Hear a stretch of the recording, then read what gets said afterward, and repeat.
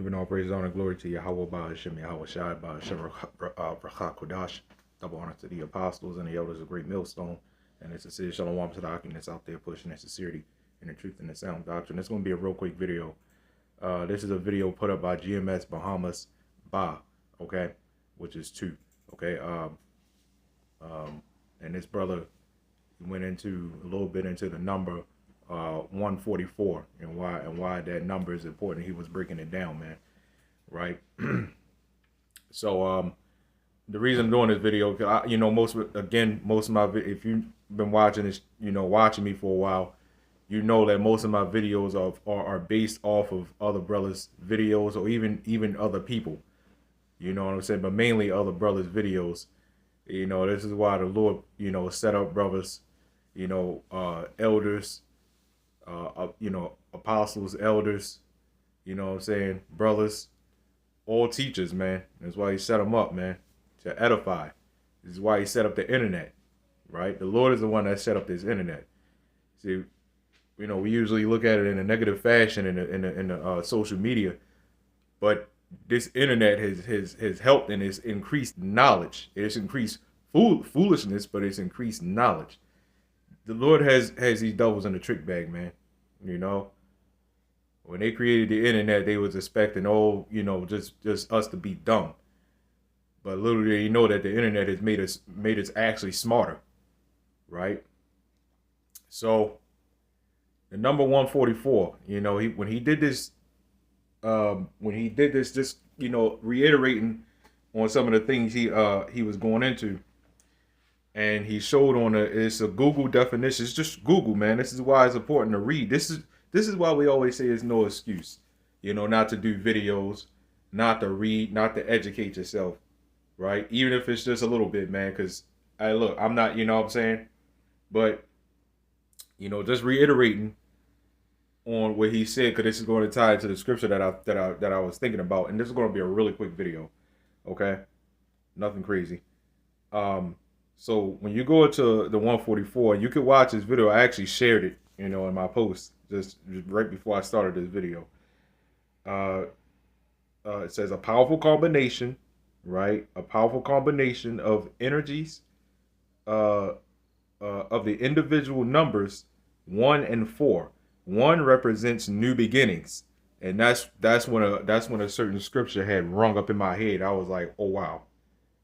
No wonder he said 144, 12,000 out of each nation, right? No wonder. And when you talk about his videos, he was talking about the perfect square and all this other stuff. If you're good at mathematics, I'm not personally, but when you go into it, it's the perfect square. It's a perfect number, pretty much.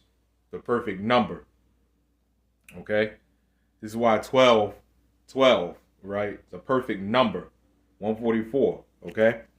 Anyway, it says 1 represents new beginnings. 4 symbolizes stability. Okay, so that right there, like he posted Isaiah 30. He had mentioned Isaiah 33:6. Wisdom and knowledge shall be the stability of thy times, right? But that new beginnings part brought this scripture to my mind.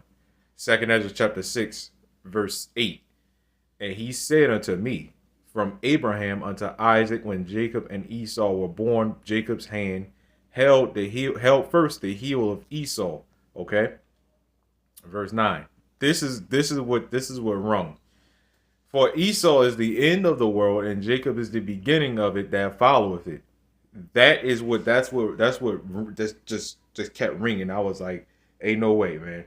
Ain't no way. Right?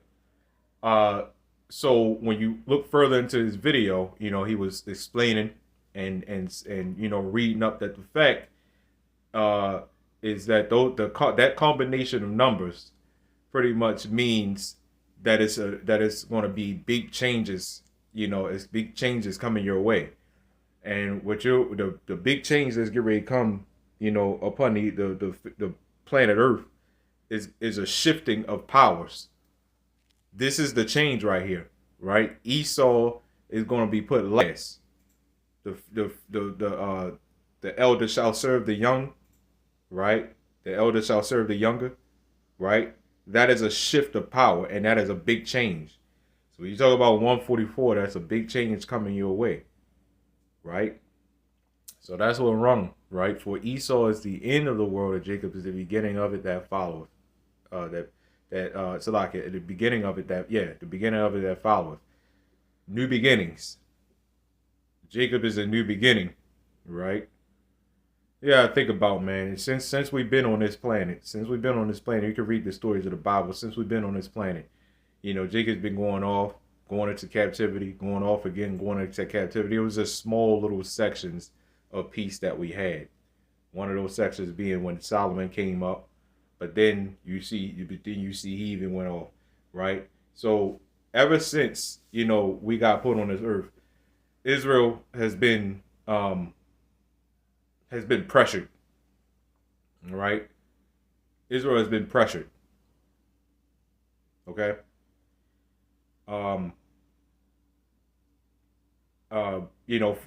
people that love saying that when so-called Jesus came on the scene and it changed since Israel kept going off. One thing you have to realize, because they said Israel kept going off, and now he just gave salvation to that.